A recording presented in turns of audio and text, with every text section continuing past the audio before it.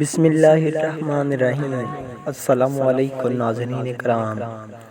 عربی زبان میں رمضان رمض سے لیا گیا ہے، جس کے مطلب شدید گرمی اور تپش ہے۔ ماہ رمضان میں مسلمان روزے کی حالت میں سارا دن بھوکا اور پیاسا رہتا ہے۔ رمضان سے مراد جل جانے کے ہیں۔ کسی چیز کا جل جانا، رمضان میں جل جانے سے روزے کا کیا تعلق واسطہ ہے؟ جب ایک مسلمان کے سارا سال کے گناہوں کو اللہ بخش دیتا ہے، جس طرح انسان بھوک اور پیاس کی شدت کو محسوس کرتا ہے، بھوک اور پیاس پہ جلتا رہتا ہے، جتنی شدید سے بھوک اور پیاس لگتی ہے، اس طرح آگ پیدا ہوتی رہتی ہے۔ ایندھن کی آگ میں چیزیں جل کر راکھ ہو جاتی ہیں، اور رمضان میں روزے دار کی بھوک پیاس سے خود آگ بن جاتی ہے۔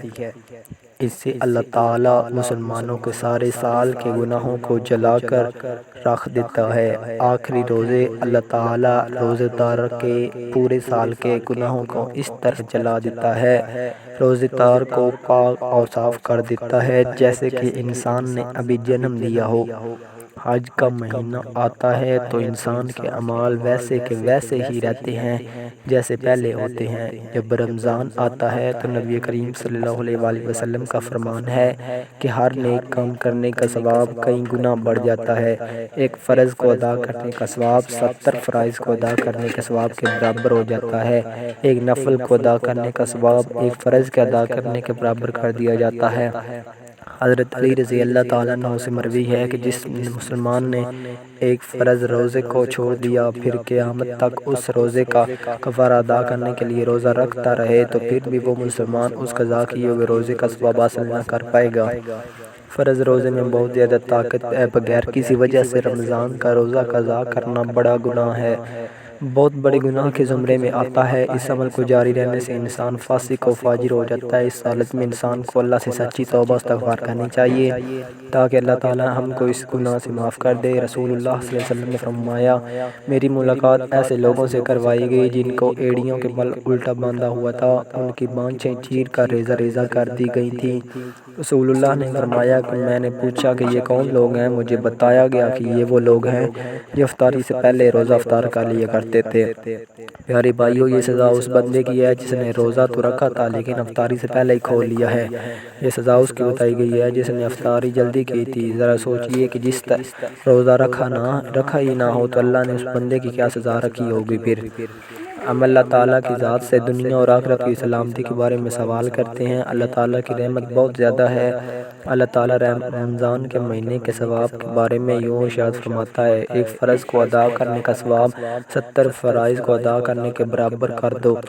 نفل کو ادا کرنے کا ثواب فرض کو ادا کرنے کے برابر کر دو۔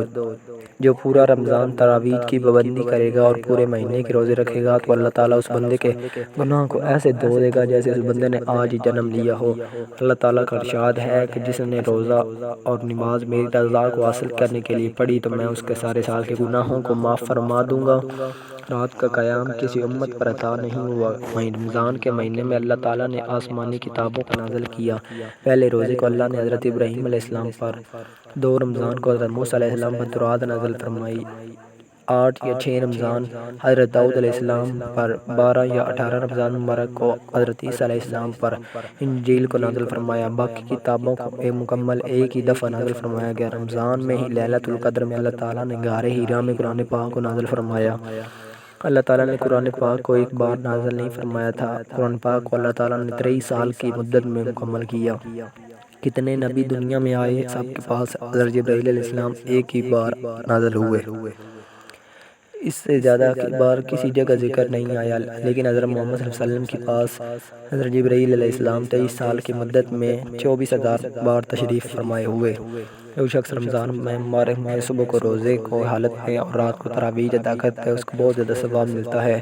نبی اکرم صلی اللہ علیہ وسلم کا فرمان ہے کہ تراویح کے ہر سجدے کے بدلے میں اللہ تعالیٰ 1500 نیکیاں عطا کرتا ہے۔ اس لیے ہم کو چاہیے کہ روزے کے مہینے میں دنیاوی کاموں کو کم وقت دیں، زیادہ سے زیادہ وقت اللہ تعالیٰ کی یاد میں مصروفیت میں گزاریں، کیونکہ عام دنوں کی نسبت رمضان میں اللہ ثواب کو کئی گنا بڑھا دیتا ہے۔ اپنے ملازمین کو بھی روزے کی تلقین کیا کریں، ملازموں سے رمضان میں بالکل کام لیا کریں تاکہ وہ عام معمول کے مطابق کاموں میں مشغول رہنے کے بجائے زیادہ سے زیادہ وقت اللہ تعالیٰ کی یاد میں گزار سکیں۔ روزے دار کے جسم سے ریاضہ فالتو چیزوں کو ختم کر کے شیطان کے خلاف لڑنے کی طاقت دیتا ہے۔ رمضان میں اللہ تعالیٰ روزے دار پر روزے کی حالت میں حلال چیزوں کو کھانے سے بھی منع فرما دیتا ہے۔ رمضان کے مہینے میں روزے دار روزہ رکھ کر برے کاموں سے منع ہو جاتا ہے۔ وہ غیر عورت کو حرام کی نگاہ سے نہیں دیکھتا، وہ تمام برے کاموں سے دور ہو جاتا ہے۔ روزے دار وہ کام نہیں کرتا جس کو اللہ تعالیٰ نے منع فرمایا ہے۔ وہ گالی، غیبت، جھوٹ جیسی برائیوں سے بچ جاتا ہے۔ جب وہ روزے کی حالت میں کھانا پینا چھوڑ دیتا ہے تو اس کو پتہ ہے کہ ایسا کرنے سے روزہ ٹوٹ جاتا ہے، تو وہ کسی کی طرح کی غیبت کیوں کرے گا، کسی کو غلط نظر سے کیوں دیکھے گا۔ روزے دار بند کمرے میں پڑی ہوئی چیز کو بھی نہیں کھائے گا، اس کو یقین ہے کہ اس کو کھانے سے میرا روزہ ٹوٹ جائے گا۔ اس کو اس بات پر یقین ہے کہ اللہ تعالیٰ مجھے یہاں بھی دیکھ رہا ہے۔ روزے دار کبھی بھی بند کمرے میں پانی نہیں پیے گا، نہاتے ہوئے بھی اپنی منہ میں پانی کا قطرہ نہیں جانے دے گا، کیونکہ اس کو یقین ہے کہ اللہ تعالیٰ مجھے ہر جگہ دیکھ رہا ہے۔ لوگ کہتے ہیں کہ رمضان میں جھوٹ نہیں بولنا چاہیے، رمضان میں کم نہیں تولنا چاہیے، رمضان میں کیوں نمازیوں کی تعداد میں اضافہ ہو جاتا ہے؟ کیونکہ ماہ رمضان میں شیطان کو قید کر دیا جاتا ہے۔ حضور اکرم صلی اللہ علیہ وسلم کی امت سے پہلے یہ شرف کسی بھی امت کو حاصل نہیں ہوا کہ رمضان کے مہینے میں شیطان کو بہت دیا گیا ہو، جہنم کے دروازے بند کر دیے گئے ہوں، جنت کے دروازے کو کھول دیا گیا ہو۔ رمضان کے مہینے میں امت محمد صلی اللہ علیہ وسلم پر چونٹیاں، مچھلیاں اور ہوائیں بھی دعا کرتی ہیں۔ کسی امت کو یہ شرف حاصل نہیں ہوا تھا۔ رات کے آخری پہر عبادت کرنے سے اس کے سب گناہوں کو معاف کر دیا جاتا ہے۔ حضور محمد صلی اللہ علیہ وسلم کی امت کے سوا یہ شرف کسی امت کو حاصل نہیں ہوا کہ رمضان کے مہینے میں وصال کرنے والے کا انتظار جنت کی حوریں جنت کے دروازوں پر کھڑے ہو کر رہی ہوں۔ اللہ تعالیٰ روزے دار کے لیے جنت تیار کی ہے کہ دنیا میں میرے پاس اس نیک بندے نے روزہ رکھ کر سارا دن بھوک اور پیاس سے گزار دیا تھا، میں یہاں اس کا اصلاح اپنے نیک بندے کو عطا کروں گا۔ اللہ سے دعا ہے کہ اللہ ہم کو نیک اعمال کرنے اور رمضان المبارک کے روزے پوری ہمت و استقامت کے ساتھ رکھنے کی توفیق عطا فرمائے، آمین آمین۔